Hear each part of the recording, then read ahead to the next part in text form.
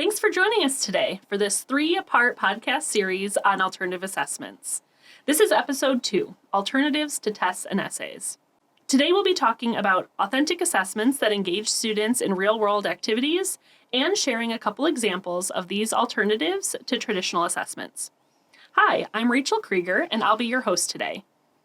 I began my career as a K-12 teacher and taught 6 years. And while teaching, I earned my master's degree in educational technology, which led me to the path to higher education.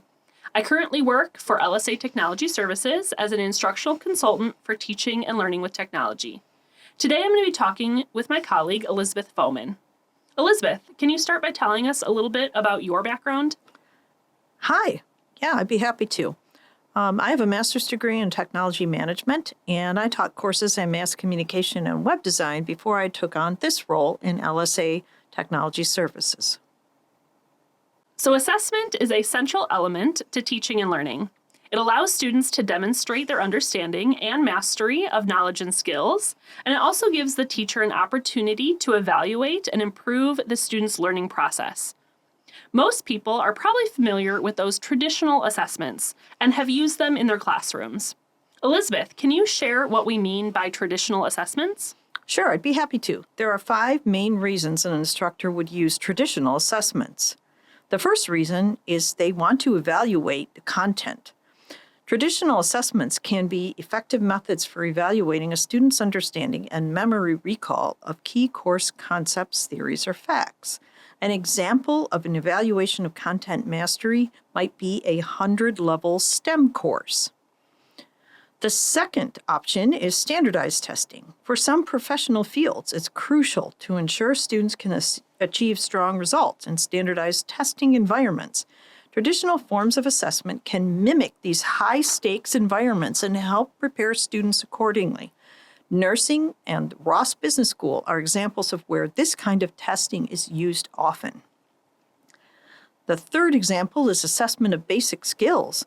Traditional assessments like multiple choice tests can be beneficial for evaluating basic level skills in areas like grammar, vocabulary, or mathematical computation skills. Because practice makes perfect when learning new concepts and vocabulary is the basis for intelligence. The fourth example is a benchmark for progress. Traditional assessments can serve as benchmark for a student understanding at multiple points throughout a course, helping professors to see progress or identify areas for further learning. Sequential steps in learning are documented carefully in this example. Math is an example as concepts are built on previous knowledge. The fifth example is the development of critical thinking. Traditional forms of assessment, such as essays, require students to synthesize information and apply it to new situations, which cultivates critical thinking skills. With the advent of generative AI tools, essay assignments need to be approached differently. Examples would be in an English course. So with these traditional assessments, Elizabeth, kind of like you indicated in that last example, there's a lot of conversation around lockdown browsers and AI detectors. What is LSA's stance on these tools?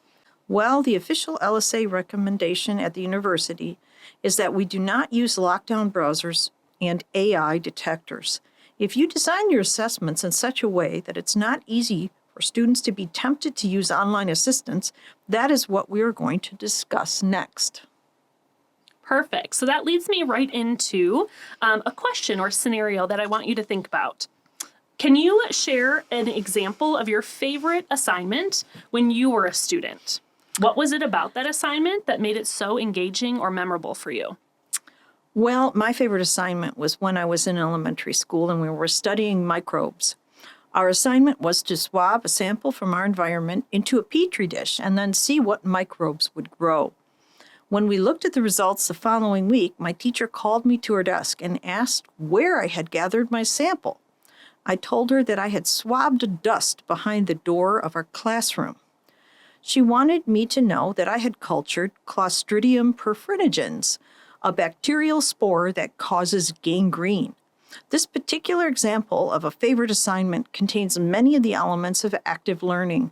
There was a real-world activity with the element of discovery and relevance to everyday life.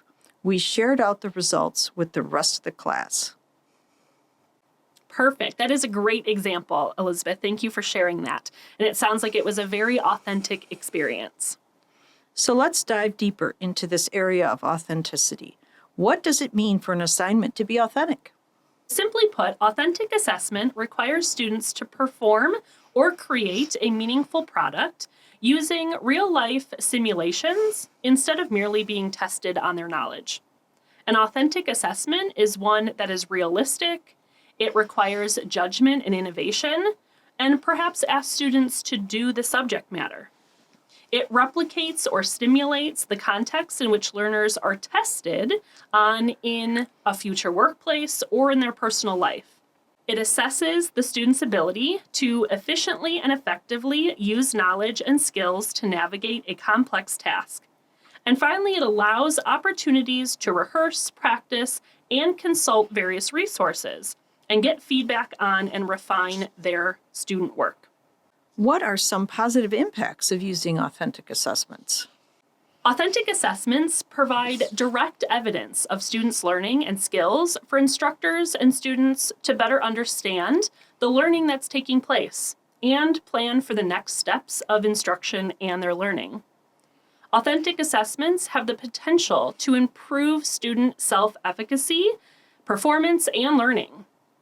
In a review of research completed on 15 studies of project-based learning, 90% of the students reported improved confidence and were optimistic that they could implement those types of project-based learning in future careers.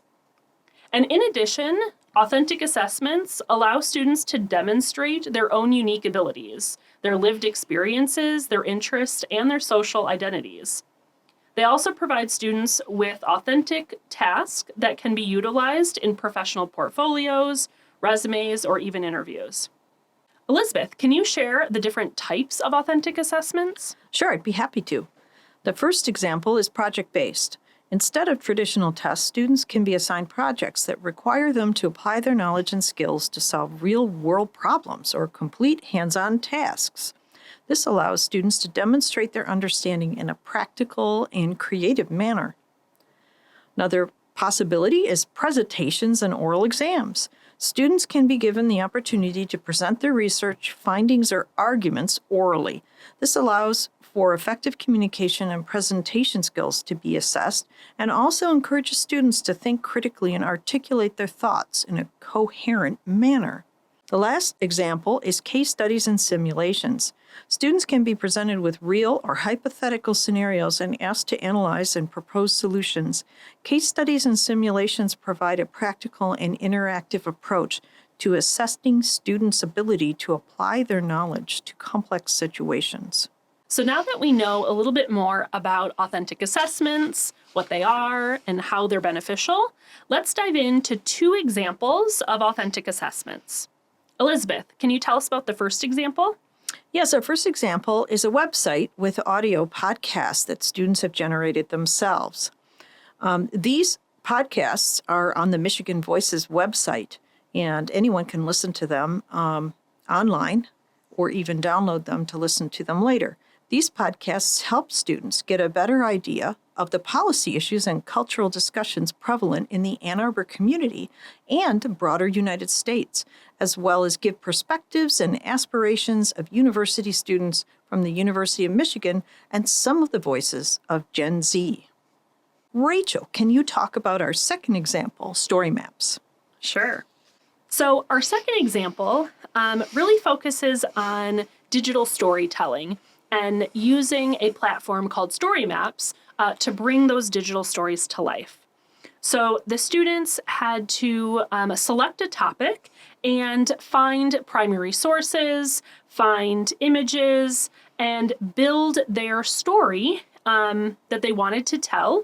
And the main audience that the students had to focus on was an audience of probably about 8th grade to 12th grade, and making sure that their stories were readable by that audience. In addition to their story map, they did also have to write more of a research-based paper to accompany their story map. But the story map really allowed them to take all of the pieces that they were collecting and researching and put it into an easy, digestible form of this digital story. So, Elizabeth, when we are talking about these authentic assessments, they seem really involved and take a little bit of extra work on both the instructor's part and the students. So, what about scale and grading? How would you, think about that? So the first thing the faculty are most interested in is time efficiency. And in large classes, traditional forms of assessment are more time efficient to grade and analyze compared to alternative forms of assessment like project-based learning or portfolios. So taking the burden of grading off the faculty member can be a challenge. And one of the things that we recommend is to give the students peer review assignments. And this can balance some of the faculty members' efforts. Another possibility is to give students group projects. Now, students don't tend to like groups projects very much, but if we have students work in pairs or small groups, the faculty member can grade them as a group or ask the students to review each other in their performance in these groups. Another option is to use a Canvas quiz. And this may be the only way to grade in a large class, particularly when students are in the first year of the major. They're still learning vocabulary of the discipline at that time and do need to memorize large amounts of information. However, Canvas quizzes can be used for other topics as well and don't necessarily have to be used in the context of multiple choice exams. The other option is to use rubrics for grading. You can apply these rubrics electronically or ask students to grade each other using a rubric. Great. Thank you, Elizabeth. And thank you for chatting with me today. We hope that our conversation has gotten you thinking a little bit more about authentic assessments and how you might incorporate them into your own teaching. You can continue listening to our next episode, where our colleagues Caroline and Sean will be discussing flexibility and rigor. We are your LSA Learning and Teaching Consultants. Thanks for listening.